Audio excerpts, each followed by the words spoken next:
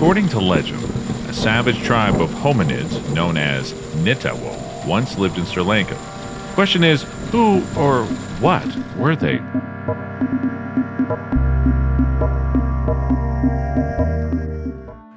Moroccan explorer Ibn Battuta, who visited Sri Lanka in the 14th century, gave a bizarre tale about monkeys on the island. He mentioned that they were black and the males were bearded like men. Though it seemed he was referring to the endemic purple-faced langur, he further stated that these monkeys had a chief, wearing a crown of leaves. The monkey king was flanked by several guards who catered to his needs. This is probably one of the first ancient references to the legendary Nittawa, though other writers may have referred to them earlier. Much later, in 1885, British civil servant Hugh Neville introduced the Nittawa as a cruel and savage race of men, rather dark, living in small communities at Linama, located in the southeast of the country. He then states that these red-haired creatures would descend from the rocks in parties, walking like men, and was known to constantly attack the Vidars, who were an indigenous tribe in Sri Lanka. One day, several Vidars chased the Nittawa into a cave, then kept fire burning outside for 3 days, exterminating the Nittawa. To date, no one knows the exact location of this cave.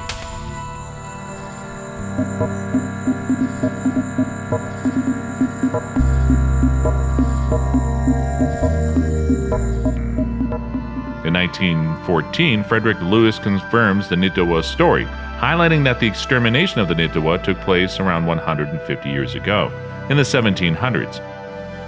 He states that the Nittawa, known to be just 3 to 4 feet tall, used to surround small prey and beat them to death with stones.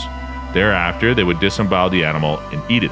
Supposedly, the Nittawa lived in small gangs of 10 or 20 or more, and used a peculiar language. Fast forward to 1945, British primatologist Osmond Hill launches a scientific study of the Nittawa. He concludes that the Nittawa may have been an isolated species of Pisanthropus of Java, a speechless hominid intermediate between modern man and the anthropid apes, whose fossils were discovered in 1891 on the island of Java. Interest in the Nittawa spurred again when zoologist Bernard Heuvelmans dedicated a whole chapter to the Nittawa in the book On the Track of Unknown Animals, published in 1959. In the book, Heuvelmans frankly confirms that the existence of the Nittawa seems to be established without much doubt, and it remains to be discovered what they were. In 1963, Captain A.T. Rambukwala made an expedition to Linama hoping to find skeletal remains of the Nittawa. Even though he failed to find any remains, he unearthed some interesting elements, including a vertebrae of a monitor lizard, some mollusk shells, and a carapace of a tortoise. Strangely, all these were said to be part of the Nittawa diet. Rambukwala also discovered a strange stone altar, which he thought belonged to the Nittawa.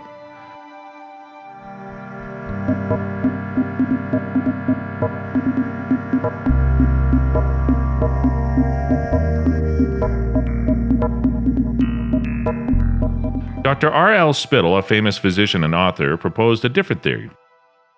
He stated the Nittawa may be a species of bear in the country.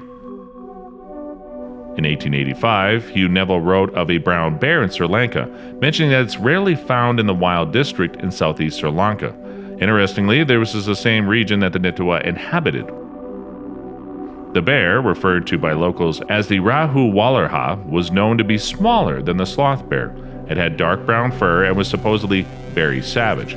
Interestingly, it too was exterminated around the end of the 19th century. As the years rolled by, the Nittawa were relegated to mere legend until 2004, when strange bones were found in the Langba cave in the Indonesian island of Flores. These strange hominids, later named Homo floresiensis, measured around 3 feet in height and were bipedal, much like the Nittawa of Sri Lanka. Interestingly, similar legendary hominids haunted Indonesia too. One is the orange pendek, a short man said to be just 4 to 5 feet tall, with broad shoulders and long muscular arms.